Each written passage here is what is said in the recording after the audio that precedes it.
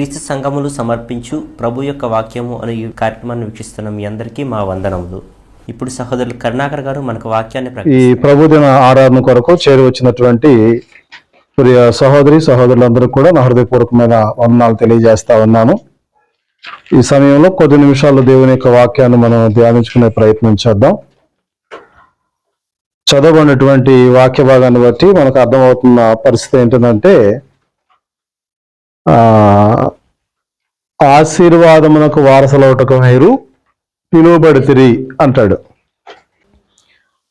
ఆశీర్వాదమునకు వారసులవుటకు మీరు పిలువబడితిరి గనక అన్నాడు.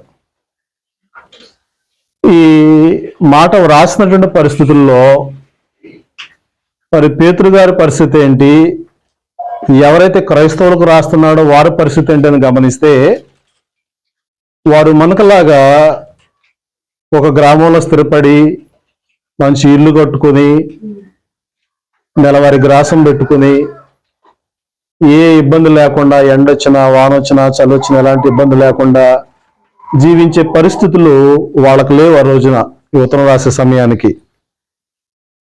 కేవలం యేసు ప్రభువుని వాళ్ళు వెంబడించినందుకు, క్రైస్తవులుగా మారినందుకు వారికి భయంకరమైన శ్రమలు వచ్చాయి. ఆ రోజున ఎంత భయంకరమైన శ్రమలు అంటే, ఇక్కడే 4వ అధ్యాయంలో అంటాడు, అగ్ని వంటి మహాశ్రమలు అని అంటాడు. 4వ అధ్యాయము 12వ వచనంలో అగ్ని వంటి మహాశ్రమలు కలుగుతున్నట్లుగా వాళ్ళు ఫీల్ అయ్యారు. అలాంటి పరిస్థితుల్లో వాళ్ళు ఏం చేశారంటే, ఆ శ్రమలను తట్టుకోలేక ఇతర ప్రాంతాలకు చెదిరిపోయారు ప్రాణాలు కాపాడుకునేదానికి.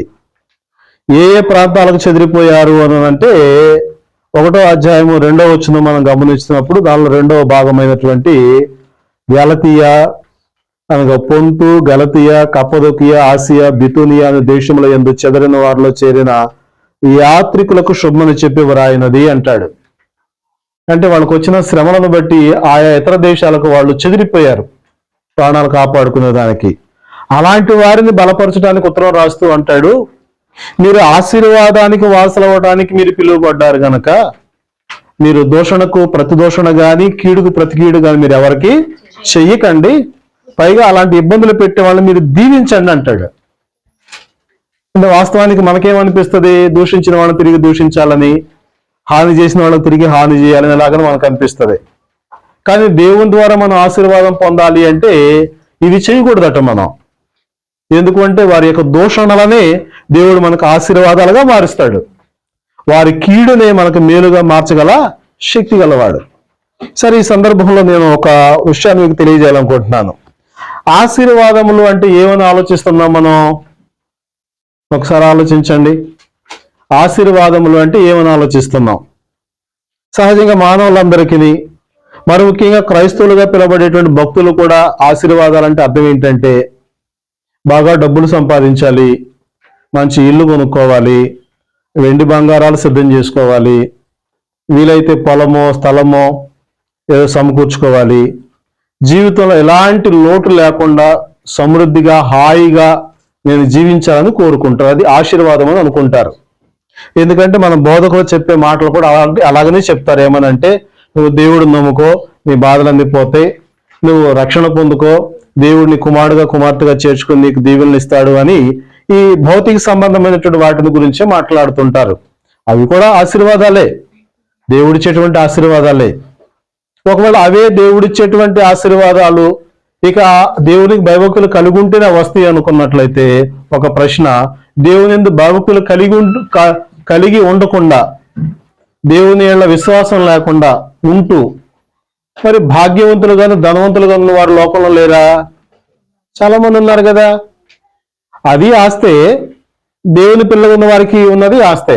మరి వీటిలో తేడా ఏంటి? అందుకని మనం ఏం ఆలోచించాలి అంటే, మొదటిగా ఈ భౌతిక సంబంధమైనటువంటి ఆశీర్వాదాలు అని చెప్పబడేటువంటి లిస్ట్ ఒకటి నేను మీకు జ్ఞాపకం చేస్తా. ఇది భౌతిక సంబంధమైనటువంటి ఆశీర్వాదాలు. ఆశీర్వాదములు ఏంటి అనంటే, ధనము ఎవరి కొద్దిది? అందరికీ కావాలి. బంగారం, వెండి, తర్వాత గృహము, పొలము, స్థలము, తర్వాత వస్తు వాహనములు. అంతేనా? ఇవన్నీ ఉంటే మనకి ఇక లైఫ్ సెటిల్ అయిపోయినట్టుగా ఫీల్ అయిపోతాం. సమృద్ధిగా ధనం, బంగారము, వెండి, ఒక మంచి గృహము, పొలము, స్థలము, కావలసిన వస్తువులు, తిరిగేదానికి వాహనాలు, ఇవన్నీ ఉంటే మనం ఏమనిపిస్తుంది అంటే ఇక నా జీవితానికి లోటు లేదనిపిస్తుంది. ఇప్పుడు ప్రశ్న వేసుకుందాం. ఏంటి ఆ ప్రశ్న అంటే, ఇప్పుడు వీటన్నిటిని పొందుకోవటం వల్ల టోటల్గా మనకు కలిగే ఫలితం ఏంటి? సంతోషం, ఆనందం కలుగుద్దండి. కాదా? ఇవన్నీ ఉంటేనే సరైన సంతోషం, ఆనందం ఉంటుంది భౌతిక సంబంధంగా. ఉదాహరణకి ధనం ఉంది, డబ్బులు ఉన్నాయి, కానీ వాడుకోవటానికి పనికిరావు. సంతోషంగా ఉంటుందా? మరేముంటుంది? ఉంది కానీ ఉపయోగించుకోవడానికి పనికిరాదు, ఉన్నా ఒకటే లేకపోయినా ఒకటే బాధగా ఉంటుంది. రైట్? అలాగనే ఇవన్నీ కూడా మనకి ఎప్పుడైతే ఉన్నాయో, అంటే సంతోషం ఎప్పుడు దాకా ఉంటుందో తర్వాత గొడవ, కానీ వీటన్నిటిని బట్టి సంతోషం, ఆనందం మనకు కలుగుద్ది. ఇది పొందలేనప్పుడు ఇవన్నీ ఉన్నా కానీ వృధానే. గమనించండి, ఎన్ని ఉన్నా కానీ అవన్నీ కూడా వృధానే. అలాగనే మరి వీటిని మనం పొందుకున్నప్పుడు ఎంత సంతోషిస్తామో, అలాగనే దేవుడు చెప్పినటువంటి మరొక ఆత్మ సంబంధమైనటువంటి ఆశీర్వాదాలు కూడా ఉన్నాయి. వాటిని మరి ముఖ్యంగా మనం గుర్తుపెట్టుకోవాల్సిన అవసరం ఉంది. ఈ భౌతిక సంబంధమైన ఆశీర్వాదాలు అనేటువంటివి మనకి అవసరమే. ఏ పని చేయాలన్నా, బ్రతకాలన్నా, ఎలాగన మనం జీవించాలన్నా కానీ ధనము లేకుండా పని కాదు. బాగా మంచి వ్యక్తిత్వం ఉందండి, చీమకు కూడా హాని చేయనటువంటి వ్యక్తిత్వం ఉంది. ఆ మంచితనం మన అవసరాలు తీర్చుగా. మరి ఏం కాదు అవసరం తీరాలంటే? డబ్బులే కావాలి. మంచి జ్ఞానం ఉంది, బుర్ర నిండా తెలివితేటలే ఉన్నాయి, కానీ ఏమి డబ్బులు సంపాదించట్లా. అవసరాలు తీరుతాయా? కనుక మనకి ఏం కావాలి? ఈ భౌతిక సంబంధమైన ఆశీర్వాదాలు కావాల్సింది. అయితే దేవుని దగ్గరకు వచ్చినప్పుడు వీటన్నిటిని ఒక్కొక్కటి పొందుకుంటూ ఉన్నటువంటి క్రమంలో మనం చేసే పొరపాటు ఏంటంటే వీటి మీదనే ఎక్కువ ధ్యాస పెట్టేసి వీటిని ఇచ్చేటువంటి దేవుణ్ణి కూడా మనం దూరం చేసుకుంటాం. జాగ్రత్తగా గమనించండి. దానికి ఒక కుటుంబాన్ని మీకు జ్ఞాపకం చేస్తా. ఇస్సాకు కుమారులు ఎవరు? ఇస్సాకు కుమారులు యాకోబు, ఏశావు.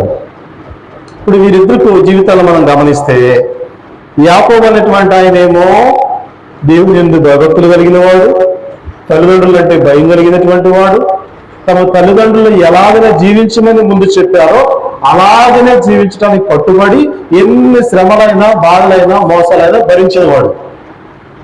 కానీ ఏశావు ఎలాంటి వాడు అంటే దేవుని యందు భయభక్తులు లేవు తనకి, అలాగని తండ్రి చెప్పినట్టు మాట వినేటువంటి వినయం కూడా అతనికి లేదు. అయితే ఇక్కడ ఈ ఇద్దరు జీవితాలనే వ్యత్యాసాలు మీకు జ్ఞాపకం చేస్తాను. మొదట ఏశావు యొక్క జీవితాన్ని మనం గమనిస్తే అతనికి కూడా భార్యలు ఉన్నారు. ఒకరు కాదు, ఎక్కువ మంది భార్యలు ఉన్నారు. ఆయనకు కూడా సంతానం ఉన్నారు. ఆ తర్వాత ఏశావు కూడా ఏం చేశాడు అంటే విస్తారమైనటువంటి మందలను, పశువులను సంపాదించుకుని బాగా ఆస్తుమంతుడిగా, భాగ్యవంతుడిగా అతడు కూడా అభివృద్ధి చెందాడు. ఎవరు? ఏశావు. అలాగే తన తమ్ముడైన యాకోబు ఉన్నాడు కదా. ఈ యాకోబు పరిస్థితి ఏంటి అంటే ఈయన తన తల్లిదండ్రుల మాటకు లోబడి అలాగనే దేవుని భయభక్తులు కలిగి తండ్రి చెప్పినటువంటి స్థలానికి వెళ్ళిపోయి తండ్రి ఎవరినైతే పెళ్లి చేసుకోమన్నాడో ఆ స్త్రీని వివాహం చేసుకున్నాడు. అక్కడ ఆయన కూడా భార్యలు సంపాదించుకున్నాడు. ఓకే, భార్యలు సంపాదించుకున్నాడు, 12 మంది సంతానాన్ని సంపాదించుకున్నాడు. ఆ తర్వాత విస్తారమైన మేకల మందులో ఆస్తులు సంపాదించుకున్నాడు. ఇప్పుడు వీళ్ళిద్దరూ కుటుంబాలను ఒకసారి మీరు గమనించండి. యాకోబేమో దేవుని యందు భయభక్తులు కలిగి తల్లిదండ్రులు విధేయులై వాళ్ళు చెప్పినట్టుగా భార్యలను సంపాదించుకున్నాడు, బిడ్డలను సంపాదించుకున్నాడు, పశువులు మందల మేకల ఆస్తులు సంపాదించుకున్నాడు. ఇప్పుడు వీళ్ళిద్దరిలో ఎవరిని దేవుడు అంగీకరించేవాడుగా ఉన్నాడు? దేవుని చేత దీవించబడిన వ్యక్తులు ఎవరు? యాకోబా, ఏశావా? యాకోబేనా? ఎందుకని? ఆయనకి మందలు ఉన్నాయి, ఈయనకి మందలు ఉన్నాయి. ఆయనకి ఆస్తుంది, ఈయనకి ఆస్తుంది. ఆయనకి పిల్లలు ఉన్నారు, ఈయనకి పిల్లలు ఉన్నారు. ఆయనకి భార్యలు ఉన్నారు, ఈయనకి భార్యలు ఉన్నారు. యాకోబుని ఎందుకు దేవుడు అంగీకరించి భక్తుడు అన్నాడు? ఏశావునే ఉన్నాడు. మరి ఏశావునే ఉన్నాడు వ్యభిచారి, భ్రష్టుడు అన్నాడు. అంటే ఏశావు ఎక్కువ మంది స్త్రీలను పెళ్లి చేసుకుంటే వ్యభిచారి ఎట్టయ్యాడు, యాకోబు ఎక్కువ మంది స్త్రీలను పెళ్లి చేసుకుంటే మంచోడు ఎట్టయ్యాడు? అంటే ఈ చిన్న వ్యత్యాసం గుర్తించాలని చెప్తున్నాను నేను. అంటే దాని అర్థం ఏంటంటే, ఇతను యాకోబు అనేటువంటి వ్యక్తి కేవలం వీటి కొరకు మాత్రమే పాటుపడే వ్యక్తిగా లేడు. ఆయన కేవలం వీటి కొరకు మాత్రమే జీవించే వ్యక్తిగా లేడు. దేవుని యందు భయభక్తులు ఉన్నాయి, ఆయన చిత్తానికి అనుకూలంగా జీవించే పరిస్థితులు ఉన్నాయి, తల్లిదండ్రులు సంతోషపెట్టాలన్న మనసు ఉంది. ఎప్పుడు అలాగ బ్రతుకుతూ కష్టపడ్డాడో ఆ కష్టాన్ని దేవుడు ఆశీర్వదించాడు. ఇక చెప్పాలంటే యాకోబు యొక్క మేనమామ లాబాను 10 మార్లు యాకోబును మోసం చేశాడు. జీతం ఇచ్చేటప్పుడు మోసం చేశాడు, 10 సార్లు మోసం చేశాడు. దేవుడు ఆ 10 సార్లు చేసిన మోసాన్ని అతనికి దీవెనగా మార్చేశాడు. ఎంత దీవెన అనంటే కొన్ని సంవత్సరాల తర్వాత, ఒక 20 సంవత్సరాల తర్వాత ఆ భావవర్గులు మాట్లాడుకుంటా ఉన్నారు. ఏమనంటే, ఈ యాకోబు వచ్చేటప్పుడు కర్ర పుల్ల ఒకటి చేత పట్టుకుని ఒంటరిగా కొట్టుబట్టలతో వచ్చాడు. ఈ రోజును చూడు, మన తండ్రి ఆస్తి అంతా కూడా అతను తమదగా చేసేసుకుని మనకంటే ఎక్కువ ఆస్తిపరుడైపోయాడు, అసూయతో సాటును మాట్లాడుకునే అంతగా యాకోబు దీవించబడ్డాడు. కారణం ఏంటంటే, వాళ్ళు మోసం చేసి అడగదొక్కాలనుకున్నారు, దేవుడు అతన్ని హెచ్చించాడు. ఆ మోసపోయిన పరిస్థితుల్లో కూడా తిరిగి మోసం చేసే ప్రయత్నం చేయాలి. క్రైస్తవులకు పేదనే మాట అదే. కీడుకు ప్రతి కీడు ఎవరికి మీరు చెయ్యొద్దు, దోషణకు ప్రతి దోషం ఎవరిని మీరు చెయ్యొద్దు. పైగా వాళ్ళు ఏం చేస్తారని మీరు దీవించండి. అంటే కేవలం దీని మీదే మనసు పెట్టుకుంటే దీవించలేం. అయితే వీటితో పాటు ఆత్మ సంబంధమైన ఆశీర్వాదాలు కూడా ఉన్నాయి. వాటిని గ్రహించి వాటి కొరకు బ్రతికితే మన జీవితం చాలా నిజమైనటువంటి సంతోషాన్ని అనుభవించినట్టుగా ఉంటుంది. ఎఫెసీ పత్రిక 1వ అధ్యాయం, ఎఫెసీ పత్రిక 1వ అధ్యాయం 3వ వచనం మనం చదువుదాం. మన ప్రభువైన యేసుక్రీస్తు యొక్క తండ్రి యొక్క దేవుడు స్తుతింపబడును గాక. ఆయన క్రీస్తునందు పరలోక విషయములలో ఆత్మ సంబంధమైన ప్రతి ఆశీర్వాదమును మనకు అనుగ్రహించను. జాగ్రత్తగా గమనించండి. యేసుక్రీస్తునందు పరలోక విషయములలో ఆత్మ సంబంధమైన ప్రతి ఆశీర్వాదం దేవుడు అనుగ్రహించేశాడా? అనుగ్రహించుతాడా? అనుగ్రహించేశాడా? నమ్ముతున్నారా మాటను మీరు? ఓకే. నమ్మినట్లయితే ఎవరైతే కృష్ణుని బాప్తిసం పొందిన వాళ్ళు ఉన్నారో వాళ్ళకు ప్రశ్న వేస్తున్నా. ఏంటిదంటే, యేసు కృష్ణుని దేవుడు అనుగ్రహించిన ఆశీర్వాదాలు ఏంటి? ఏమి గుర్తించారు మీరు? దీని మీద మనం ఫోకస్ పెట్టట్లా, మనసు పెట్టట్లా. ఎంతసేపు భౌతిక సంబంధమైన వాటి మీదే పెడుతున్నాం. అందుకని ఇవి మనకి అర్థం కావట్లా. ఇవి తెలియకుండా కేవలం భౌతిక సంబంధమైన ఆశీర్వాదాల కోసం బ్రతికితే మనం ఈ లోకాన్ని విడిచిపెట్టినప్పుడు వాటిని విడిచిపోతాము. అసలైన ఆశీర్వాదాలు కోల్పోయి నష్టాన్ని అనిపించిన వారికి అవుతాం. అదేంటి ఇప్పుడు నేను చెప్తాను చూడండి. పరలోక సంబంధమైనటువంటి ఆశీర్వాదాలు, పరలోక ఆశీర్వాదములు. ఈ పరలోక ఆశీర్వాదాలు ఏంటి అని మనం గమనిస్తే, మొదటిది 4 నుంచి 6 వచ్చిన మాట ఏంటంటే, తనకు కుమారులుగా దేవుడు మనల్ని చేర్చుకోవాలని ఆలోచన చేసుకున్నాడటండి. ఎలాగా? మనము దేవునికి కుమారులుగా కుమార్తెలుగా ఉండాలని ఆలోచన చేసుకున్నాడటండి. మనం ఎవరమో అతి స్వల్పమైన ఆయుష్ కలిగినటువంటి బలహీనులం. పాపముల చేత, అపరాధముల చేత చచ్చిన స్థితిలో దేవునికి దూరస్తులుగా ఉన్నటువంటి మనల్ని తనకు కుమారులుగా చేసుకోవాలని ఆలోచన చేస్తా ఉన్నాడంటే నిజంగా ఎంత ప్రేమ కలిగినటువంటి దేవుడు ఆయన. ఒకసారి ఆలోచించండి. ఇక్కడ మన సోదరులు ఒక సహోదరుణ్ణి, మన ప్రధానమంత్రి మోడీ గారు, నేను ఆయన్ని నా కొడుకుగా దత్త తీసుకోవాలనుకుంటున్నాను అన్నాడు అనుకోండి, ఎలా ఉంటుంది? మిమ్మల్నే అసలు ఆ నవ్వు చూడండి, మామూలుగా లేదు కదా. ఒక దేశ ప్రధానిగా ఉన్న ఒక ఉన్నతమైన అధికారి, ఒక గొప్ప వ్యక్తి ఒక సామాన్యమైన మనుషులను తన కుమారుడుగా దత్తత స్వీకరిస్తానంటేనే మనం పట్టలేమే. సర్వలోకాలను ఏలేటువంటి దేవాది దేవుడు మనలను కుమారులుగా, కుమార్తెలుగా స్వీకరిస్తానంటే అది ఆశీర్వాదం, ఆనందం కాదా? అవునా కదా? దానికి మించిన ఆశీర్వాదం ఏముంది? ఇంక అసలు దానికి మించిన ఆనందం ఏముంది? ఈయన ఈ దేశానికి ముఖ్యమైన వ్యక్తి కాబట్టి ఆయనకి మించినటువంటి గొప్పతనం లేదు. కానీ మనల్ని పిలిచినటువంటి దేవుడు ఈ లోకంలో ఉన్నటువంటి మనుషుల యొక్క పక్షపాతాలను బట్టి కానీ, మనుషుల యొక్క వ్యత్యాసాలను బట్టి పిలవకుండా పరిశుద్ధమైనటువంటి పిలుపుతో మనల్ని పిలిచాడు. ఆ పరిశుద్ధమైన పిలుపు అంటే ఎలాంటిది అంటే ఏ తారతమ్యం లేదు, ఆయనకి వ్యత్యాసం లేదు. పేదవాడని, ధనికుడని, లేకపోతే తెల్లవాడని, నల్లవాడని, ఈ దేశం వాడని, ఆ దేశం వాడని, లేకపోతే దాసుడని, స్వతంత్రుడని ఏ భేదం లేదు. ఇంకా చెప్పాలి అని అంటే ఎవరైతే మేమే గొప్పవాళ్ళం అనుకుంటారో అనుకున్నటువంటి వాళ్ళ యొక్క తలలో దించేటట్టుగా ఆయన నిర్ణయాలు చేసుకున్నాడు దేవుడు. ఎఫెసీ పత్రిక అలాగనే పట్టుకుని కొరింథీ మొదటి పత్రిక రండి. కొరింథీ మొదటి పత్రిక 1వ అధ్యాయము 26వ వచనం నుంచి చదువుతా ఉన్నాను. సహోదరులారా, మిమ్మల్ని పిలిచిన పిలుపును చూడుడి. మీలో లోకరీతిని జ్ఞానులైనను, ఘనులైనను, గొప్ప వంశము వారైనను అనేకులు పిలువబడలేదు గాని ఏ శరీరయు దేవుని ఎదుట అతిశయింపుకుంటున్నట్లు జ్ఞానులను సిగ్గుపరచుటకు లోకములో నుండి వెర్రి వారిని దేవుడు ఏర్పరచుకొని ఉన్నాడు. బలవంతులైన వారిని సిగ్గుపరచుటకు లోకములో బలహీనులైన వారిని దేవుడు ఏర్పరచుకొని ఉన్నాడు.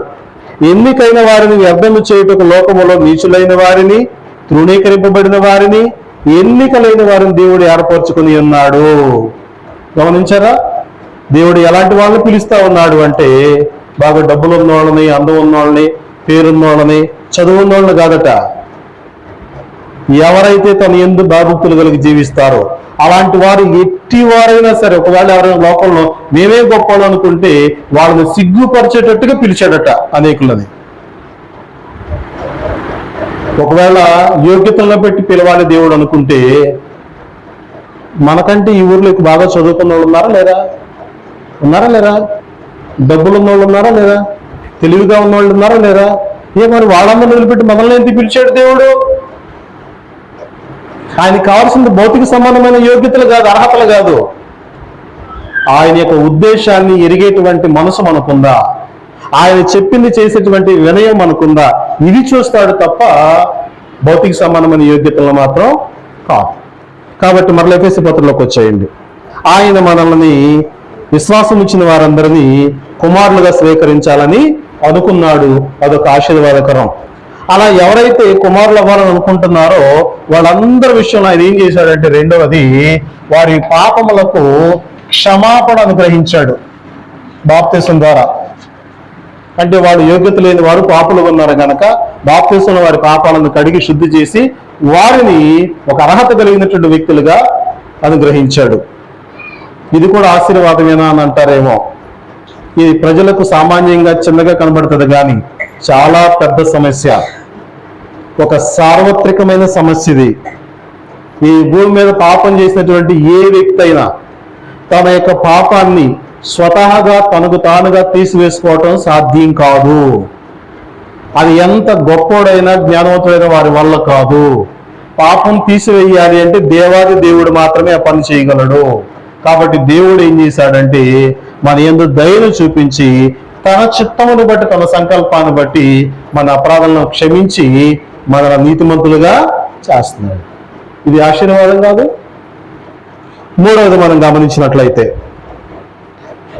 ఇలాంటి క్షమాపణ పొందిన వారు ఎవరైతే ఉన్నారో వారికి పరలోక సంబంధమైనటువంటి జ్ఞానమును అనుగ్రహిస్తూ ఉన్నాడండి. ఏ జ్ఞానం ఇది?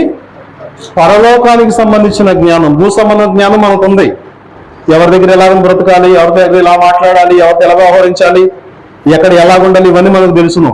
కానీ పరలోకానికి గురించిన జ్ఞానం మనకు తెలియదు. కనుక ఏం చేస్తున్నాడు దేవుడు? ఆ దైవ సంబంధమైనటువంటి లోకానికి సంబంధించిన జ్ఞానం అంతా కూడా మనం గ్రహించేటట్లుగా తన కృపను మన ఎడల విస్తరింపజేశాడు. మన మీద మరింతగా మనసు పెట్టాడు. ఇదొక ఆశీర్వాదం మనకి. అలాగనే ఏం చేశాడు అని అంటే, అలా జ్ఞానం కలిగినటువంటి వారిని ఆయన ఏం చేస్తాడు అంటే, 4వదిగా పరలోకములో ఉన్న వారితో సమానంగా చేస్తున్నాడండి. ఎవరితో సమానం అంటే ఇక్కడ దేవుని పిల్లలైన వాళ్ళు పరలోకంలో ఉన్న వారితో వీరిని ఐక్యం చేస్తా ఉన్నాడండి, సమానం చేస్తా ఉన్నాడండి. అందుకని ఇక్కడ ఎఫెసీ పత్రికలో 2వ అధ్యాయము 7వ వచనం చదివినట్లయితే, ఎవరైతే క్రీస్తునందు బాప్తిసం పొందారో వారిని గురించి అంటాడు. 7వ వచనము, క్రీస్తు యేసునందు మనలను ఆయనతో కూడా లేపి పరలోకమందు ఆయనతో కూడా కూర్చుండబెట్టెను. దేవుడు ఎక్కడున్నాడు? పరలోకంలో ఉన్నాడు. యేసు క్రీస్తు ఎక్కడున్నాడు? యేసు తండ్రి యొక్క కుడిపాశాన్ని కూర్చున్నాడు. ఇప్పుడు ఎవరైతే ఇక్కడ క్రీస్తునందు సమాధి చేయబడి తిరిగి లేచిన వాళ్ళు ఉన్నారో వాళ్ళని ఎక్కడ కూర్చోబెడుతున్నాడట? పరలోకములు ఆయన కుడిపాశాన్ని కూర్చోబెడుతున్నాడు. అంటే ఏం చేస్తున్నాడు?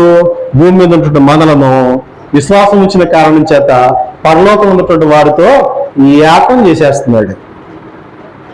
అంటే ఇక్కడ ఉన్నటువంటి పౌరసత్వం కంటే, ఇక్కడున్న ఆధార్ కార్డు ఐడెంటిటీ కంటే, ఇక్కడున్న విలువైన గుర్తింపు కలిగిన కార్డులు, ఏ కార్డులన్నిటికంటే విలువైనటువంటి గుర్తింపు ఎక్కడుంది? మనకి పరలోకంలో ఉంది. అదొక ఉన్నతమైనటువంటి ఆశీర్వాదం.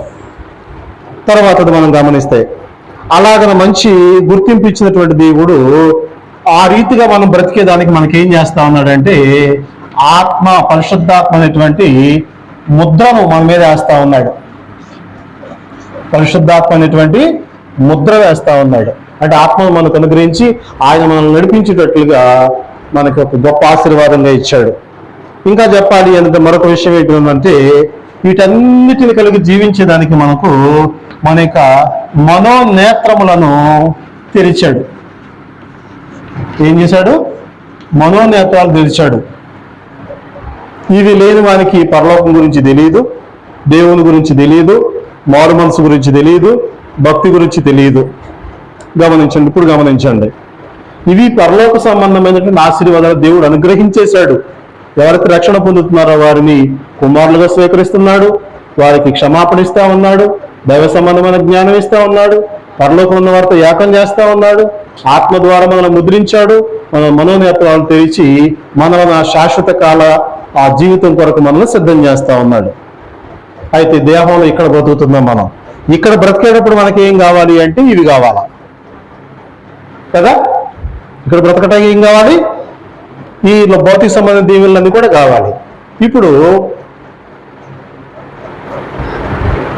దేవుని భయభక్తులు కలిగినటువంటి వాళ్ళకి ప్రాముఖ్యంగా ఇది కావాలా, ఇది కావాలా? బ్రతికినంత కాలం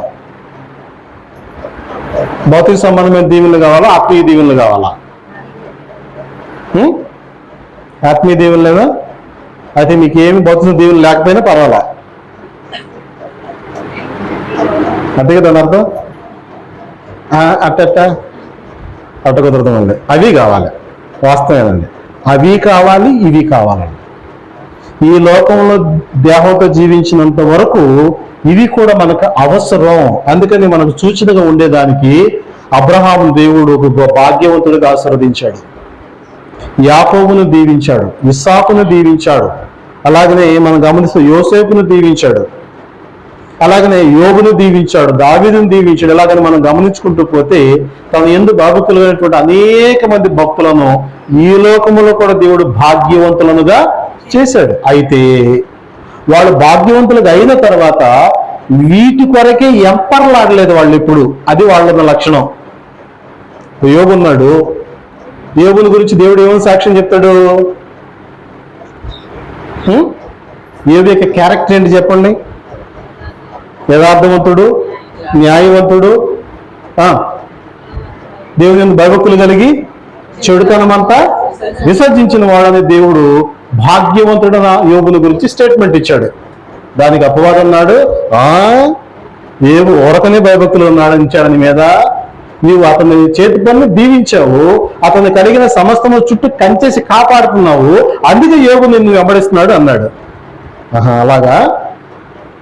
అలాగైతే అతను కలిగిన సమస్తాన్ని తీసేస్తా, అప్పుడు అతను మనసు ఎలాంటిదో చూడన్నాడు.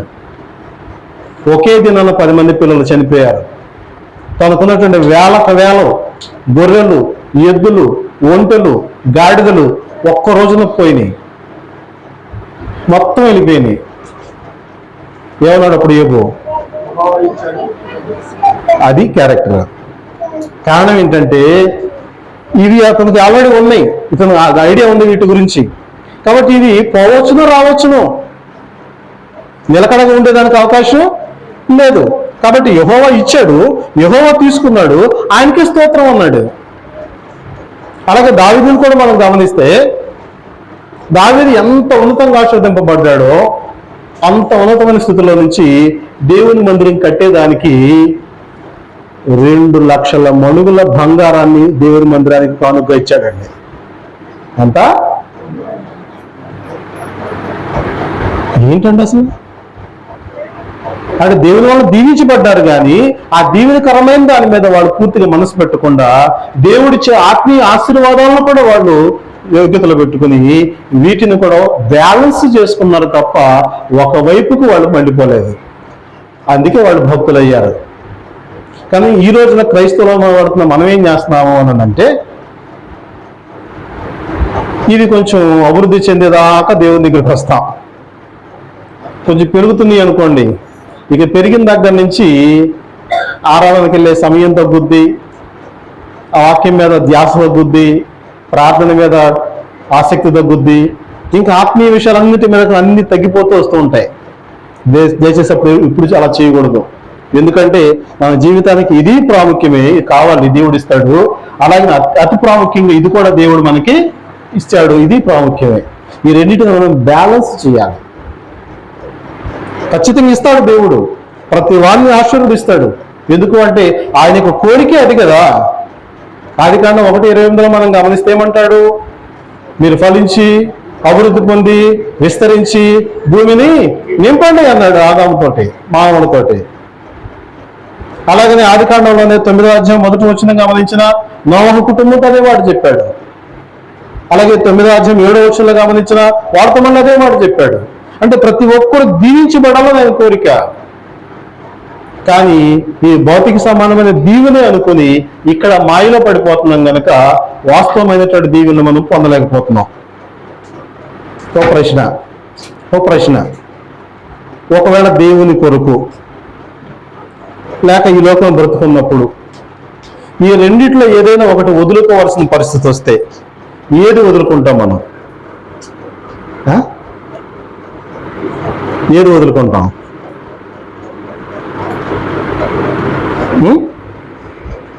భౌతిక సంబంధం వదులుకుంటావా? అబ్బా, నీ వదులుకుంటే మత్తయి సువార్తలో ఒక యవనస్తుడిని చూస్తాం కదా. ఒక యవనస్తుడు, యూదా అధికారి ఒక యవనస్తుడు యేసు ప్రభువు దగ్గరికి వచ్చి అన్నాడు, అయ్యా నేను నిత్యరాజ్యంలో ప్రవేశించాలంటే ఏం చేయాలన్నాడు. దానికి నన్ను అడిగేది ఏముంది, ధర్మశాస్త్ర ఆజ్ఞలు ఉన్నాయి కదా, అవన్నీ పాటించన్నాడు. అబ్బో ఇవన్నీ నా చిన్నప్పటి నుంచి నేను చేసేస్తున్నాను, ఇంకా నాకు పొదుగు ఏంటి అన్నాడు. అప్పుడు యేసు ప్రభువు అన్నాడు, నీకు ఒకటి పొదుగుగా ఉందయ్యా, అదేంటిదంటే నీకు విస్తారమైన ఆస్తి ఉంది కదా, ఈ ఆస్తిని అమ్మి బేదలకు పంచిపెట్టేసేసి వచ్చి నన్ను వెంబడించన్నాడు. ఏం చేశాడు ఆయన? ఏ వదులుకున్నాడు? పరలోక రాజ్యాన్ని ఎదుర్కొన్నాడు తప్ప ఆస్తిని మాత్రం అందుకాలి. అంటే ఇక్కడ మన మనస్తత్వం అలాగ ఉంటుంది. ఒకవేళ తెలివిగా ఆలోచించినట్టు అనిపించవచ్చును, కానీ అది ఎంత ఘోరమైన నష్టమో తెలిసినా తన ఆత్మను పోగొట్టుకున్నాడండి, నిత్యజీవాన్ని పోగొట్టుకున్నాడు. నిత్య జీవాన్ని పోగొట్టుకున్నాక అతను చనిపోయి వెళ్ళిపోయిన తర్వాత ఇవన్నీ ఏం చేసుకుంటాడు? ఆస్తి వాస్తవాన్ని ఏమవుతాయి? అవన్నీ మన వెనకాల వస్తాయా? ఏమండి? అందుకని ఏం చేయాలి? పేదవాళ్ళకన్నా పర్వాలేదు కానీ లాజర్ లాగా నిత్య జీవం కొరకే పాటుపడాలా. అయితే దేవుడు అలాగ చేయుడు, దరిద్రులుగా చేయుడు. దావీదు అంటాడు, నేను చిన్నవాడున అయ్యున్నాను, ఇప్పుడు ముసలివాడున అయ్యున్నాను, అయినను నీతిమంతులు విడవబడుట గాని వారి సంతానము భిక్షమెత్తుడు గాని నేను చూడలేదు అంటాడు. అంటే తన యందు భయభక్తులు కలిగి జీవించే వారికి దేవుడు ఏమి తక్కువ చేయుడు. కీర్తన గ్రంథాలు అంటాడు, సింహము పిల్లలు లేమి గలివి ఆకలి పడ్డవేమో గాని తన యందు భయభక్తులు గారి వారికి ఏమి కొదువా కాదు అంటాడు. కాబట్టి ఇన్ని రకాలైనటువంటి వాగ్దానాల ద్వారా దేవుడు మనల్ని ఆశీర్వదించడానికి సిద్ధంగా ఉంటే మనం భౌతిక సంబంధమైన వాటి మీద ఎందుకంత ధ్యాస పెట్టుకోవటం? కీర్తనల గ్రంథము 31వ కీర్తన 19వ వచనం మనం గమనించినట్లయితే అక్కడ ఒక మాట చూస్తాము. కీర్తనల గ్రంథము 31వ కీర్తన 19వ వచనంలో, నీ యందు భయభక్తులు గలవారి నిమిత్తము నీవు దాచించిన మేలు ఎంతో గొప్పది, నరుల ఎదుట నిన్ను ఆశ్రయించు వారి నిమిత్తము నీవు సిద్ధపరిచిన మేలు ఎంతో గొప్పది. గమనించండి, తన యందు భయభక్తులు గల వారి కోసం దేవుడు ఏం చేస్తాడట?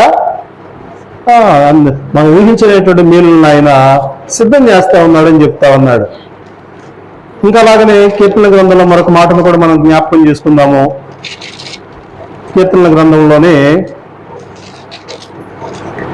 34వ కీర్తన 9వ వచనం నుంచి మనం గమనిస్తే, యెహోవా భక్తులారా ఆయన యందు భయభక్తులు ఉంచుడి, ఆయన యందు భయభక్తులు ఉంచు వానికి ఏమీయూ కొదువలేదు. సింహపు పిల్లలు లేమి గలవై ఆకలిగొనును, యెహోవాను ఆశ్రయించు వారికి ఏమేలు కొదువై ఉండదు. కాబట్టి ఇన్ని రకాలుగా వాగ్దానాలు చేసినప్పుడు దేవుడు మనకి ఏం తక్కువ చేస్తాడు? దేవుడు జీవము గల దేవుడు, దేవుడయ్య దేవుడు మహా మంచి దేవుడు.